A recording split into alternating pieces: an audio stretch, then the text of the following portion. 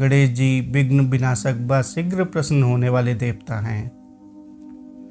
अगर कोई सच्चे मन से गणेश जी की वंदना करता है तो गौरी नंदन तुरंत प्रसन्न होकर उसे आशीर्वाद प्रदान करते हैं। वैसे भी गणेश जी जिस स्थान पर निवास करते हैं उनकी दोनों पत्नियां रिद्धि और सिद्धि भी उनके साथ रहती हैं।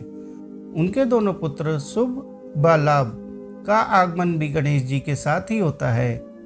कभी कभी तो भक्त भगवान को असमंजस में डाल देते हैं। पूजा पाठ व भक्ति का जो वरदान मांगते हैं वह निराला होता है। काफ़ी समय पहले की बात है, एक गांव में एक अंधी बुढ़िया रहती थी। वह गणेश जी की परम भक्त थी। आंखों से भले ही दिखाई नहीं देता था, परंतु वह सुबह शाम गणेश जी की बंदगी में मग्न रहती थी।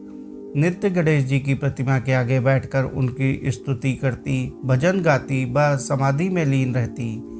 गणेश जी बुढ़िया की भक्ति से बड़े प्रसन्न हुए। उन्होंने सोचा, यह बुढ़िया नित्य हमारा स्मरण करती है, परंतु बदले में कभी कुछ नहीं मांगती। भक्ति का फल तो उसे मिलना ही चाहिए। ऐसा सोचकर गणेश जी एक दिन बुढ़िया के सम्मुख प्रकट हुए तथा बोले, माई तुम हमारी सच्ची भक्त हो। जिस श्रद्धा व विश्वास से हमारा स्मरण करती हो हम उससे प्रसन्न हैं। अंततः तुम जो वरदान चाहो हमसे मांग सकती हो। बुढ़िया बोली, प्रभु मैं तो आपकी भक्ति प्रेम भाव से करती हूँ, मांगने का तो मैंने कभी सोचा ही नहीं। अंततः मुझे कुछ नहीं चाहिए। गणेश जी पुनः बोले, हम वरदान देने के लिए आए हैं। बुढ़िया बोली, हे सर्वेश्वर मुझे मांगना तो नहीं आता। अगर आप कहें तो मैं कल मांग लूँगी, तब तक मैं अपने बेटे व बहू से भी सलाह मशवरा कर लूँगी। गणेश जी कल आने का वादा करके वापस लौट गए। बुढ़िया का एक पुत्र व बहू थे। बुढ़िया ने सारी बात उन्हें बताकर सलाह मांगी। बेटा बोला, माँ तुम गणेश जी से ढेर सारा पैसा मांग लो, हमारी गरीबी दूर हो जाएगी, सब सुख चैन से रहेंगे। बुढ़िया की बहू बोली, नहीं आप एक सुंदर पोते का वरदान मांगे, वंश को आगे बढ़ाने वाला भी तो चाहिए।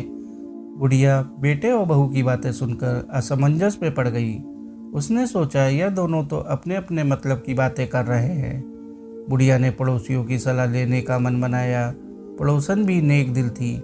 उसने बुढ़िया को समझाया कि तुम्हारी सारी जिंदगी दुखों में कटी है, अब जो थोड़ा जीवन बचा है वह तो सुख से व्यतीत हो जाए। धन अथवा पोते का तुम क्या करोगी? अगर तुम्हारे आंखें ही नहीं तो यह संसारिक वस्तुएं तुम्हारे लिए व्यर्थ है। अंततः तुम अपने लिए दोनों आंखें मांग लो। बुढ़िया घर लौट आई। बुढ़िया और सोच में पड़ गई। उसने सोचा, कुछ ऐसा मांग लूं जिससे मेरा बहू और बेटा सबका भला हो जाए, लेकिन ऐसा क्या हो सकता है? उसी उधेड़-बुन में सारा दिन व्यतीत हो गया। बुढ़िया कभी कुछ मांगने का मन बनाती तो कभी कुछ, परंतु कुछ भी निर्धारित न कर सकी। दूसरे दिन गणेश जी पुनः प्रकट हुए तथा बोले, आप जो भी मांगेंगे वह हमारी कृपा से हो जाएगा, यह हमारा वचन है। गणेश जी के पावन वचन सुनकर बुढ़िया बोली, हे गणराज, यदि आप मुझसे प्रसन्न हैं तो कृपया मुझे मन इच्छित वरदान दीजिए। मैं अपने पोते को सोने के गिलास में दूध पीते देखना चाहती हूँ। बुढ़िया की बातें सुनकर गणेश जी उसकी सादगी व सरलता पर मुस्कुरा दिए। बोले, तुमने तो मुझे ठग ही लिया है। मैंने तुम्हें एक वरदान मांगने के लिए बोला था, परंतु तुमने तो एक वरदान में ही सब कुछ मांग लिया। तुमने अपने लिए लंबी उम्र तथा दोनों आंखें मांग ली हैं।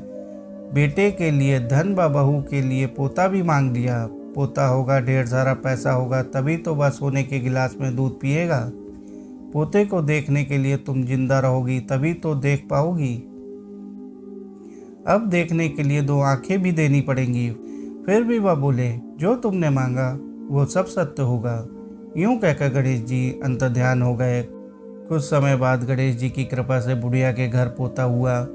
बेटे का कारोबार चल निकला तथा बुढ़िया की आंखों की रोशनी वापस लौट आई। बुढ़िया अपने परिवार सहित सुखपूर्वक जीवन व्यतीत करने लगी। साथियों, कहानी को आखिर तक सुनने के लिए आपका बहुत बहुत शुक्रिया। कहानी अच्छी लगी हो तो कहानी को लाइक और चैनल को सब्सक्राइब कर लीजिए। धन्यवाद।